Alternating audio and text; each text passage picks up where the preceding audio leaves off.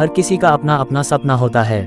किसी का सपना इस दुनिया से सब कुछ हासिल करना हो सकता है, तो किसी के लिए उसके पसंद की छोटी सी चीज़ मिल जाना ही सब कुछ होता है।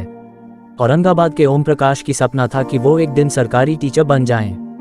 कई असफलताओं और तानों के बाद एक दिन ऐसा भी आया जब टीचर की तीन नौकरियां उनके दरवाजे तक पहुंची। बिहार यूपी के गांवों में ये ट्रेंड रहा है कि कोई लड़का अगर पढ़ाई में ठीक ठाक हो और नौकरी न लगे तो लोग ताने मारने लगते हैं। बाद में ये भी कहने लगते हैं उसने पिता के पैसे पर मौज मस्ती की है, सही में पढ़ता तो नौकरी जरूर लग जाती। ऐसी ही कहानी औरंगाबाद के एक नौजवान की है जिसने पढ़ाई तो बीए तक की, मगर कई कोशिशों के बावजूद फाइनली नौकरी नहीं लग रही थी। इसी वजह से गांव के लोग उसे ताने दे रहे थे, बीएड की पढ़ाई की मजाक भी उड़ाते थे, आईटीआई और इंजीनियरिंग करने की मुफ्त की सलाह भी देते थे।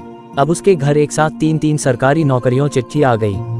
ये सब कर दिखाया है औरंगाबाद के शमशेरगढ़ के रहने वाले ओम प्रकाश शर्मा ने।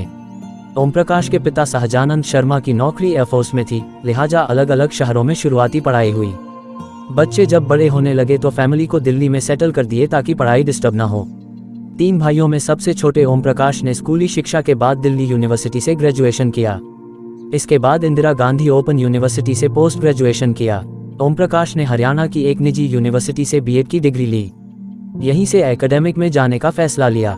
एक समय ऐसा भी आया जब लोगों ने बीएड को लेकर ओम प्रकाश को तरह तरह से ताने भी सुनाए।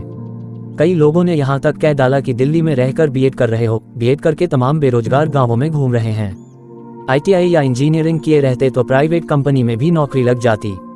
हालांकि इन तानों से ओम प्रकाश विचलित नहीं हुए और टीचिंग प्रोफेशन को ही करियर बनाने की ठान ली। यूजीसी की नेट परीक्षा भी दिए और उसमें सफल हो गए। इन 2 परीक्षाओं में सफलता के बाद ओम प्रकाश का हौसला बढ़ गया। इसके बाद वो अपनी तैयारी में जुटे रहे।